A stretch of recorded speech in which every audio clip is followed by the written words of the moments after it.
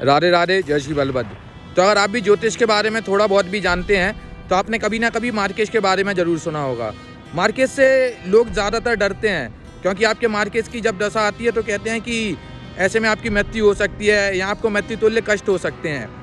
जानते हैं कि मार्केश की दशा के कौन से ग्रह आपको देते हैं। आपका 2nd हाउस और 7th हाउस के लॉर्ड की जब दशा आती है तो उस दशा को मार्केश की दशा कहा जाता है। देखिए, ये दोनों ही हाउस आपके लिए बहुत इंपॉर्टेंट हैं। 2nd हाउस आपको आपकी वेल्थ के बारे में बताता है, आपके एसेट्स के बारे में बताता है, और 7th हाउस आपको बताता है आपकी मैरिज के बारे में, आपके बिजनेस के बारे में।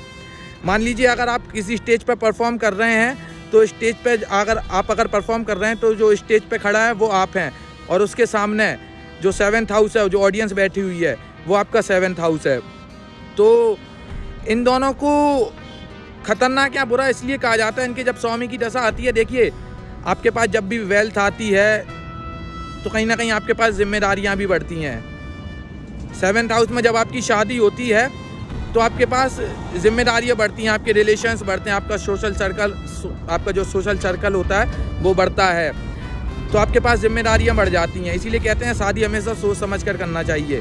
भले ही आप थोड़ी लेट करें वो चलेगा, लेकिन सोच समझ कर करें। लेकिन आपके मार्केश की दशा सिर्फ आपके लिए समस्याएं लेकर नहीं आता है, वो दशा आपको बहुत सारी अच्छी चीज़ें भी देकर जाता है। सारा खेल माइंडसेट का होता है। अगर आपके पास एक अच्छा माइंडसेट है तो आप देखेंगे कि आप बुरी से बुरी सिचुएशन को बहुत अच्छी तरीके से डील कर लेंगे।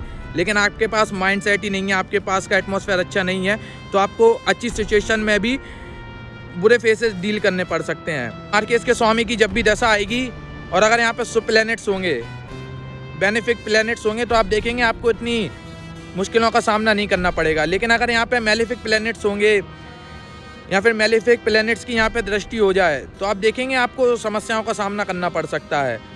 लेकिन फिर अगर इसके पहले आपने अपनी पुरानी दशाओं में समस्याएं देखी होंगी, आपकी शनि की 7.5 आ चुकी होगी, शनि की महादशा आपने डील कर ली होगी, तो मार्केश की दशा आपके लिए ज़्यादा मुश्किल साबित नहीं होगी, क्योंकि आप उसके पहले बहुत सारी चीज़ें देख चुके हैं। आपका माइंडसेट उस तरीके का हो चुका है कि आप और भी चीज़ों को डील कर सकें। मार्केश की दशा में हम देखते हैं कि बहुत से लोगों की वेल्थ इंक्रीज़ होती है, बहुत से लोगों की शादी भी हो जाती है, उनकी लाइफ में सिर्फ ग्रोथ ही ग्रोथ होती है, उन्हें ऐसी कोई मेजर प्रॉब्लम्स का सामना नहीं करना पड़ता है, क्योंकि वहाँ पर शुभ ग्रहों की दृष्टि है, वहाँ पर शुक्र है, वहाँ पर कहीं ना कहीं बुध है।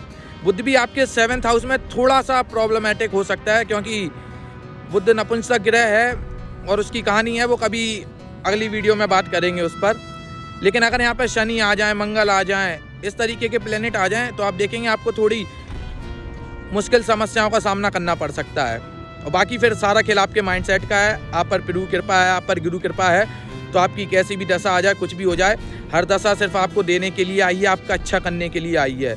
आपके पास अगर अच्छा माइंडसेट है, आप चीज़ों को अच्छी तरीके से देखते हैं, तो कोई भी दशा आपका कुछ बिगाड़ नहीं पाएगी। एक कोट हमेशा याद रखिए कि जैसी दृष्टि वैसी सृष्टि। तो आपके पास विजन होना ज़रूरी है, आपके पास आपका गोल होना ज़रूरी है। जितने बड़े से बड़े गोल हो सके उतने बड़े से बड़े गोल बनाइए, उन्हें अचीव करने के लिए उनके पीछे भागिए। वरना देखिए, दुनिया है, दुनिया आपको हमेशा नीचे गिराने के लिए प्रयास करेगी। आप जितने आगे बढ़ेंगे, जितना अच्छा करेंगे, लोग आपको अप्रिशिएट करेंगे। लेकिन जब आप स्ट्रगल के टाइम पीरियड से गुजर रहे होंगे तो लोग आपको मतलब कोई नहीं पूछता है फिर, ठीक है। तो उम्मीद करता हूँ आपको समझ में आया होगा। राधे राधे, जय श्री बलभद्र।